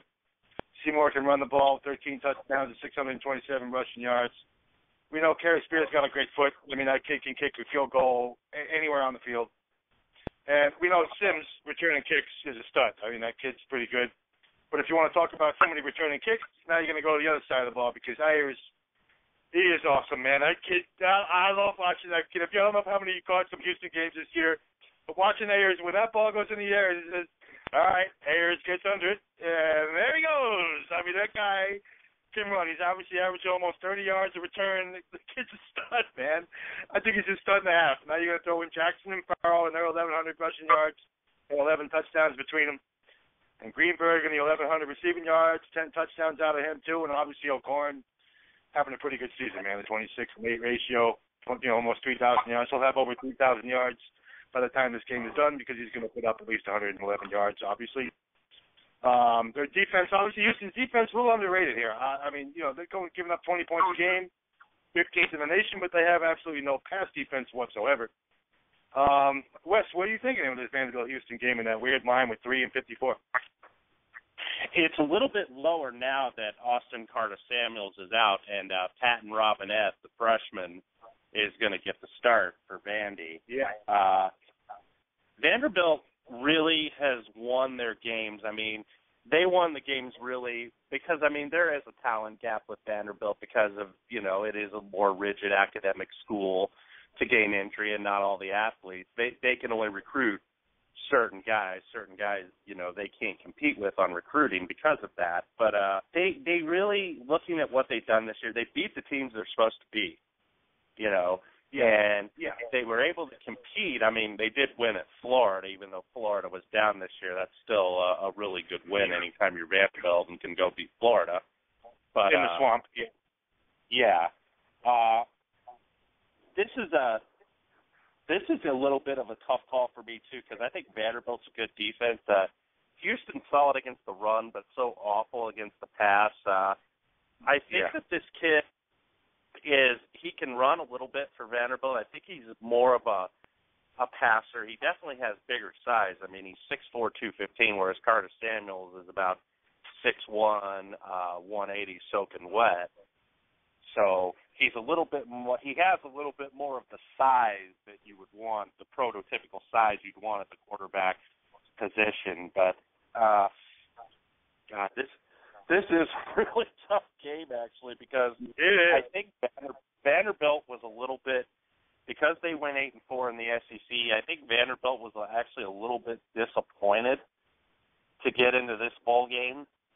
I think they had bigger aspirations and were maybe hoping one of the New Year's Day bowls would give them a look, but did not.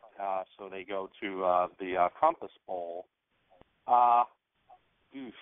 Gosh, I don't really have a pick on this game as of now. That may change over time, but I've got nothing because I could make a case against each side. Yeah, I hear you, man. These kind of games are the reason why I hate when you get into those bowl contests, pick'em games, over at any website where you pick every game.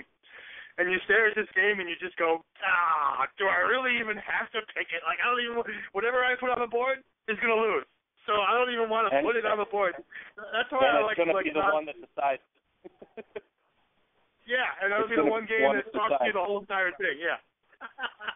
Sean, are you going to put anything on the board here? Because I'm with Wes here, man. I got nothing. I know all the stats. I know all the things. I kind of lean to Houston, to be honest with you. Just because of Ayers returning kicks, I think he's just dead. O'Corn's obviously pretty good. And if you look at Houston's losses, man, I mean, dude, what those are not embarrassing losses, man. They going to Louisville, lose by a touchdown. Going to Central Florida, you lose by less than a touchdown. Going to playing BYU, you lose by a damn point.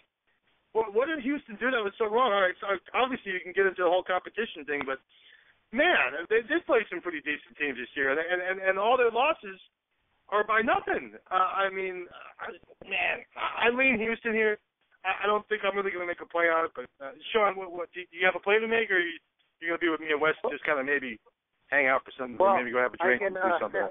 I can give my opinion on it. I think Houston was exactly where they were going to finish. I only call it the Big East. I refuse to call it whatever this conference name that they've given it. Yeah. But so they finished where they were supposed to finish. And you brought up their losses, and I'm not going to bash them for the losses, but at the same time, they lost every team that was good. Yeah. You could say that SMU they pulled that off, but Gilbert wasn't playing as quarterback, and they wasn't really playing against anything. So I'm not going to give them that much credit for that win. And when they played Rutgers, that's when James was already out, and that was Rutgers' usual no-show game against a team they were supposed to beat. But other than that, they lost everybody they were supposed to lose to. So they're here right exactly where they were. The injury for Vanderbilt has me a little bit worried because sometimes, I always say with teams like, the Vanderbilts and the Wakes, when they're strictly made on this team that has like 3 superstars because they have these academic standards, you really worry about when they lose one of them. In all honesty, the line is fair. If I would take Vandy if you guys made me. But Wes brings up the best point is that sometimes you're worried about a team that was expecting more because they were in the SEC and they had this record. I would say it's Saturday at 1. Maybe spend some time with the family, and the NFL playoffs will start in a little 3 hours. So go do that instead. But hey man, how about this, man? If Houston wins, you can buy me a shot and a beer. I'll meet you in Atlantic City. And if Vanderbilt wins, I'll buy you a shot and a beer, and we'll meet in Atlantic City and have a drink and do something. You know what I mean? That's it. I'll take Houston. You can have Vandy, and we'll meet in Atlantic City and get drunk over it. All right. Wes, Go ahead, Wes.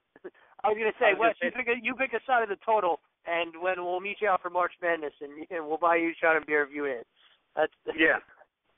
Okay, I lean Houston myself. If I'm getting paid. Okay. I got Wes, and you don't. No, I'm kidding. All right, let's move on here because we only got a half hour left, and we have a big game left to discuss. And let's get to the GoDaddy Bowl. Go ahead. Sorry. One thing I was going to say: the better college football game that day might be the Division 1A FCS National Championship game on an hour later. Towson and North Dakota State, the two-time defending national champion.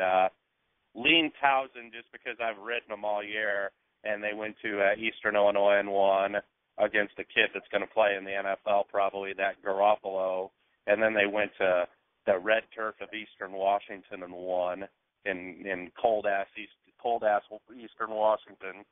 So I know we're not discussing that. Lean Towson getting 2 touchdowns.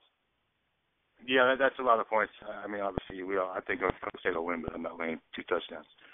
All right, let's get to the GoDaddy Bowl. And I told Michelin, you guys all know Michelin, I told him I'd be giving him a play for this, and I'm going to give him a play on this because Arkansas State and Ball State are meeting for the GoDaddy Bowl. Obviously we're back in Alabama again, and 8.5 and 64. And do you see the 64? Hey, Michelin, I told you I'd mention you on the air, man. Here's your pick, man. Over 64. There's just going to be 1,100 points in this game. I think this game is going to be like 80 to 74.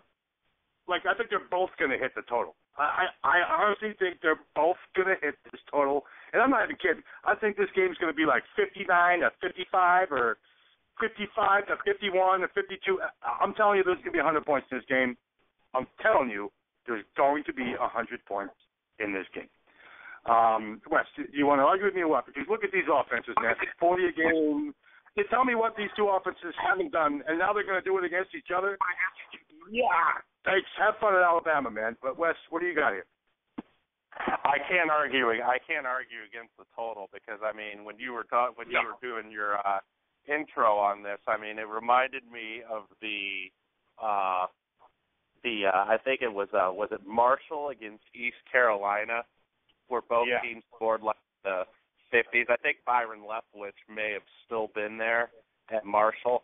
I mean, it was just some ungodly high-scoring game. They still run it on ESPN Classic at times. But on the side here, I'm actually leaning toward Ball State a little bit because the MAC has been so awful in these bowl games. They're 0-4. They haven't covered.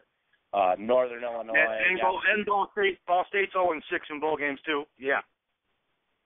So all the trends go against them. I was a little concerned, and I hadn't played the game yet because Pete Lembo, I know, was a finalist for the Wake Forest job, and I do think Pete Lembo is eventually going to move on to a better gig. I mean, that's the old thing. The old coach that I'm kind of friendly with, Dan Dockich, who was the basketball coach at Bowling Green for years, said the old credo in the MAC is to win big and get the hell out as soon as you can at the first opportunity. And Pete Lembo, I think, is a really good coach, and he's a pretty good offensive mind, and Ball State's got a very good and balanced offense. And so he's a guy I thought might have already landed the job, but it's the other team's coach, Brian Harsin, that landed the job and is now at Boise State. So you wonder about that, and I also think, Ball State lost to Northern Illinois, but that was a relatively competitive game that got away late, and I think it was a deceiving final score. And it was at Northern Illinois, which is not an easy place to win, despite, Northern Illinois' poor performance in their last two games. They're still a good program, and they did go win at Iowa, which is nothing to sneeze at. I think somebody's got to hold the honor for the MAC here, and I'm not a big MAC fan. I like to go against them as much as I can in these games, but I'm leaning the Ball State here. I think that they're a veteran team. They hadn't really been bowling a lot recently. I don't think were they in a bowl game last year? I think they got snubbed. Actually, they were bowl eligible and got left out.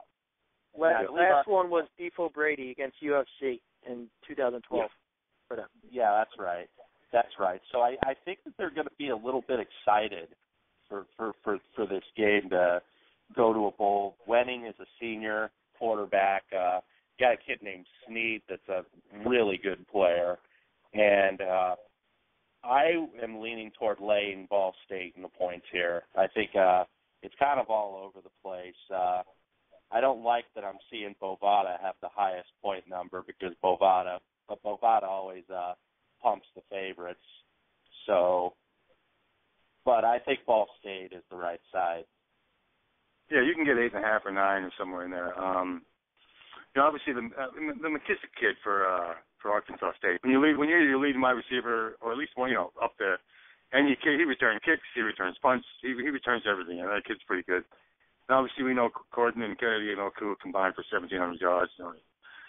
Rushing yards. How many rush yards they got? 20 touchdowns. Then you got Adam Kennedy. Imagine if Adam Kennedy stayed at Utah State and didn't decide to come over and play for Arkansas State. How that would have changed the whole dynamic after Chucky went down over there. What else? We know Wenning's got 4,000 passing yards. Are you kidding me? He's got 4,000 passing yards. Thank you. We know Stephen Williams got 1,400 and 731 touchdowns, and then you throw in Jameel Smith, who can do everything too. Oh my God, man! Everything's offense. Sean, what do you got here? Well, can't disagree anything with the offense. You guys brought off Harsin leaving. Sometimes I think that's always the best thing you can get in the bowl games because you get a coach who maybe just doesn't care, not like his job's on the line or something like that, and he's going to go all out for it. And then you brought up Wenning, who had 34 touchdowns, 6 INTs this year, and had at least 400 yards passing and 27 points in every game this year. Every game, man. So, every game. So I will be interested with the Ball State team total.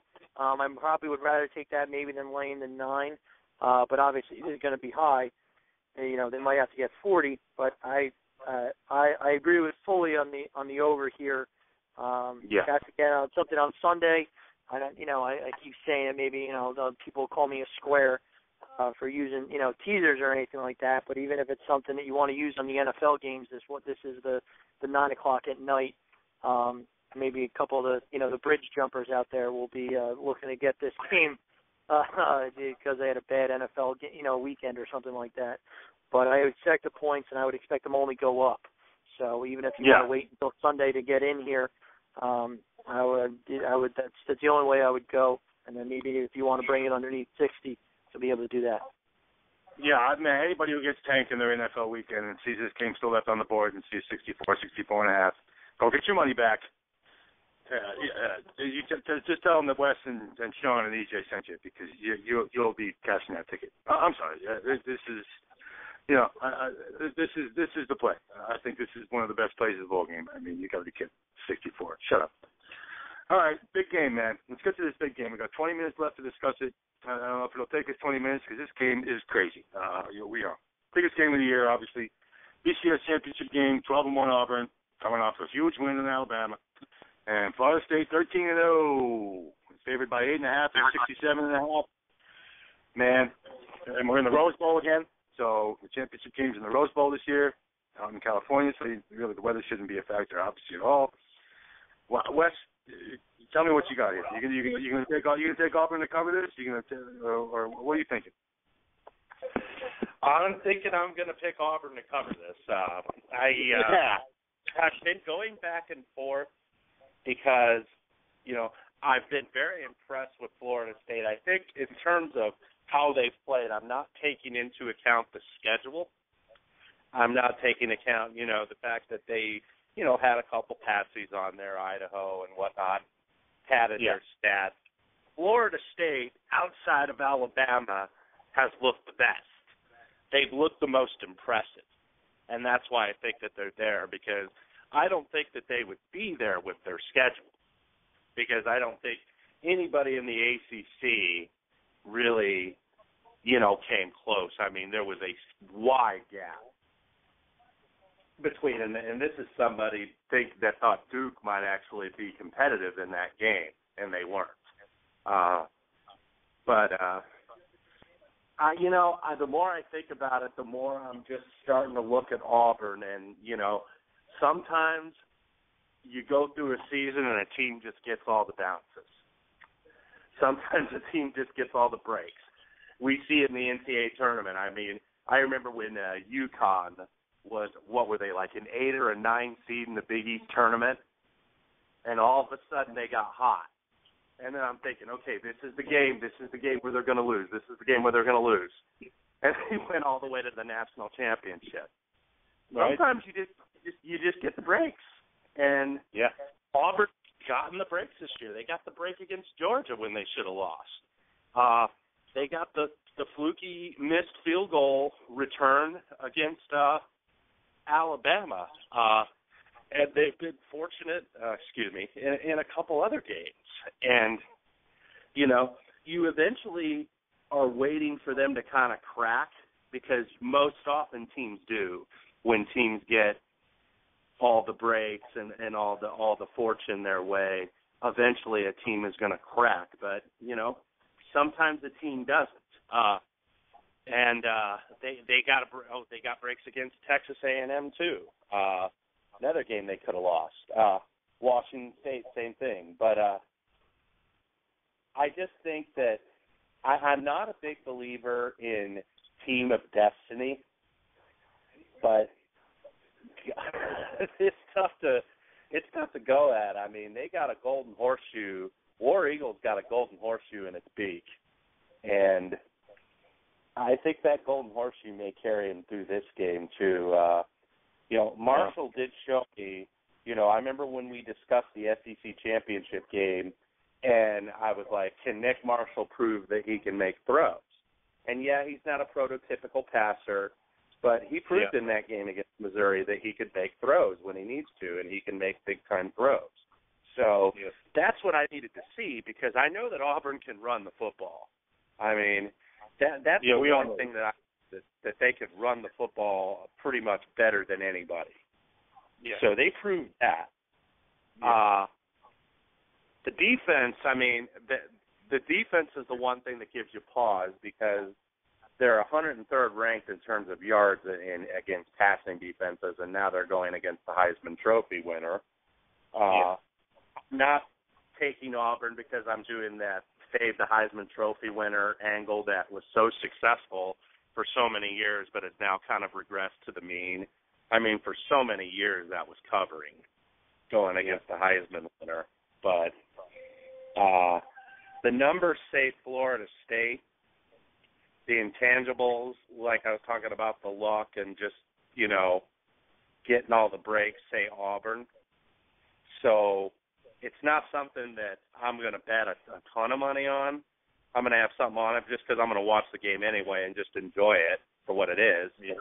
But I'm going to go with Auburn here. Wow. Sean, where are you going? Well, bringing up that pod that we did do on the SEC championship game, for those that listen or even remember, you guys, what I was saying about it was right away was Auburn was going against the best rush defense in the SEC. So the defense should be able to keep them in check. Obviously, that didn't happen, and that was the best rush defense in the SEC. Now, when you go back and when you want to talk about Auburn was the top rushing offense in the nation with 335 yards per game, and that included almost 300 against Alabama's stellar defense. That we say how many future NFL players are on that team. Yeah. When you go now, you could turn around. You want to look at the Florida State side, break down their games. Oh, they blew out everybody. They had one kind of close, tough game on the road. That was against BC. Yeah. It was against a guy who, last time I checked, was also at the old not the Downtown Athletic Club. I never know where they hold the Heisman Trophy anymore. I guess I'm showing my age. But Andre Williams that day, he turned around. They kept that game close because he turned around and he had 200 yards rushing against them. Now, their bad defense on that side fully leads into why Auburn, I believe, is going to have to play that style of game of we can't let Florida State have the ball all the time. They might score real quick. We have to run. That's our strength.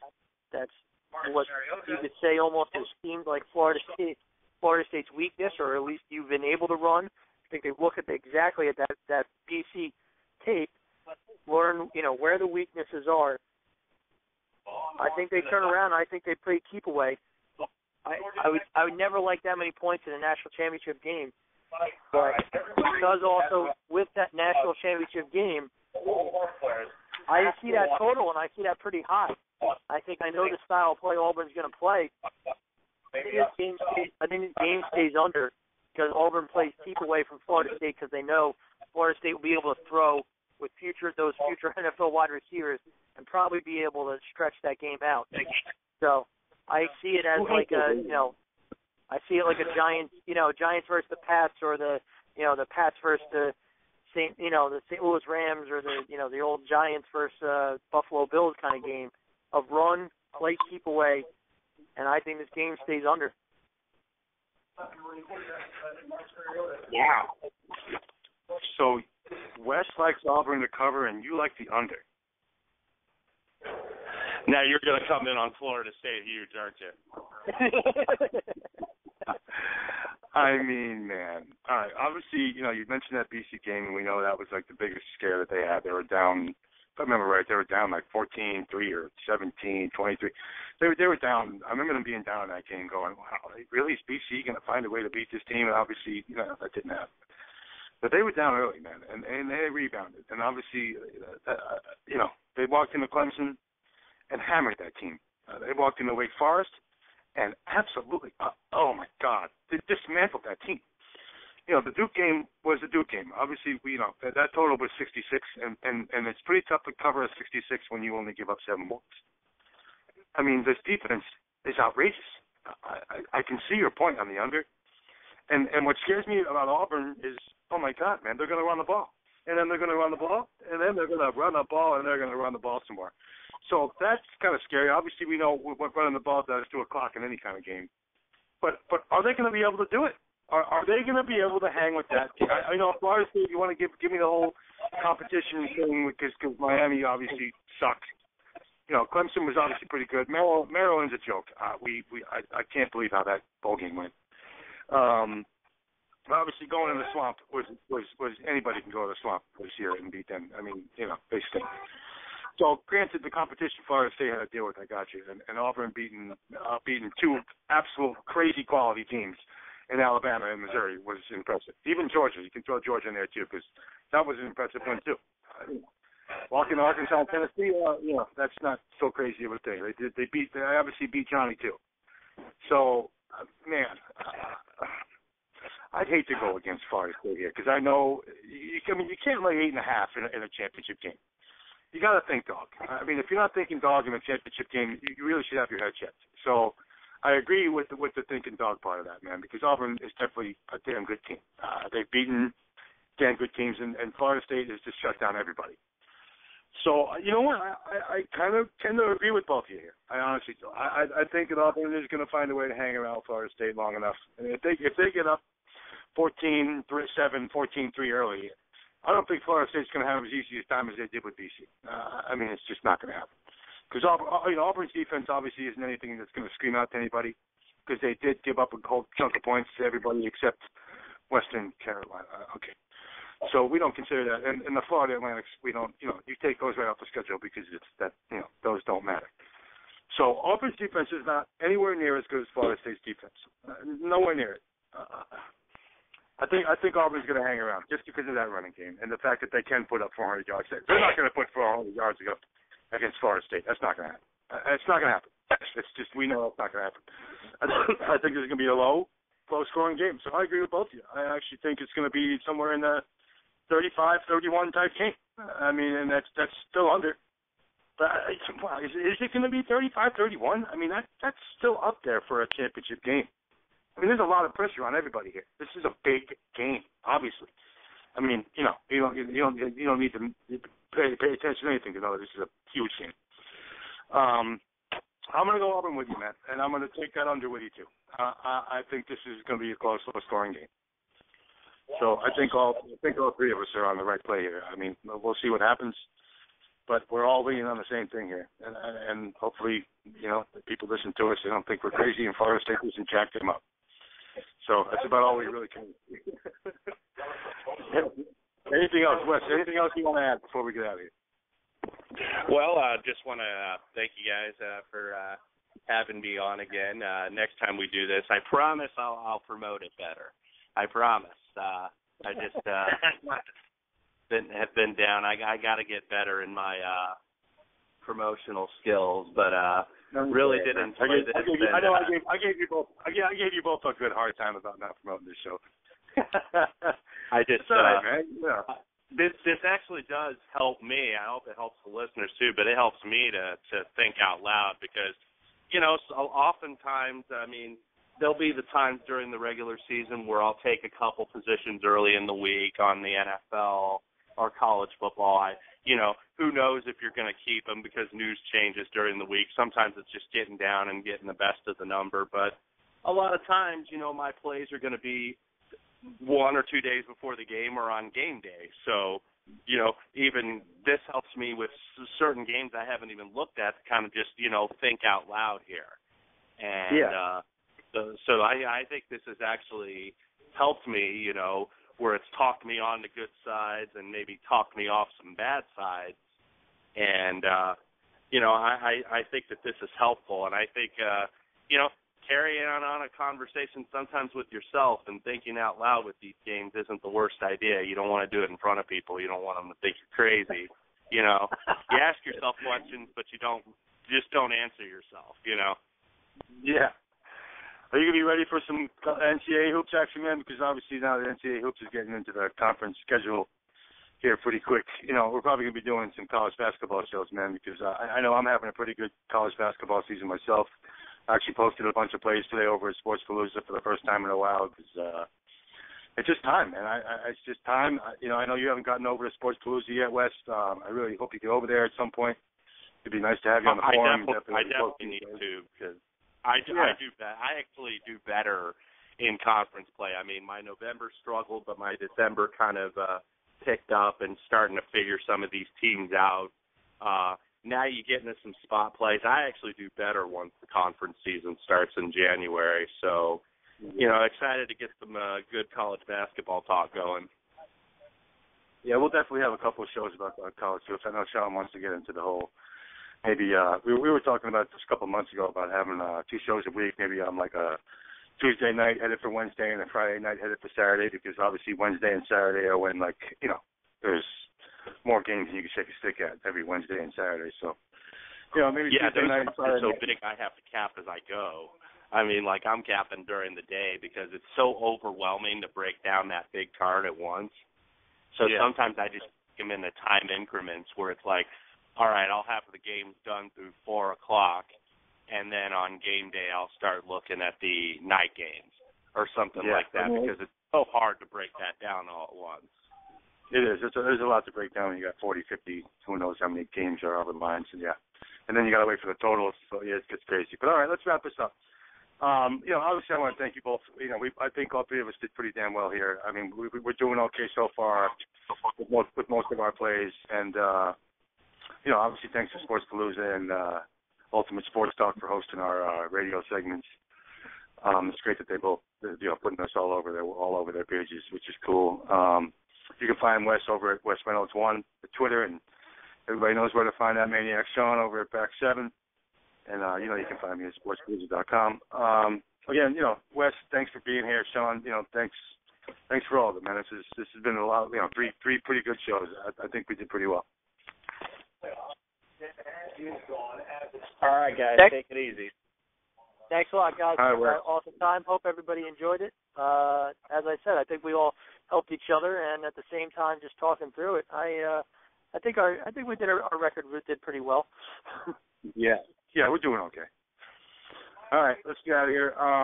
We got 3 segments of the show. You can find all 3 segments of the show either on ultimatesportstalk.com or sportspalooza.com, or any of our 3 Twitter feeds. You can kind of find a way through. But all 3 shows are listed. We covered 35 bowl games in 3 shows. Now, that's just pure madness, man.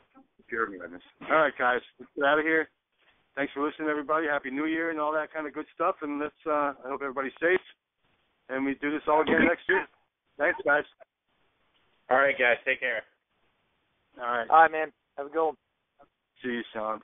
Hello, my friend, and welcome to Sports Palooza Radio, where we cover everything you're looking for in sports, right here, right now, only on Sports Palooza Radio.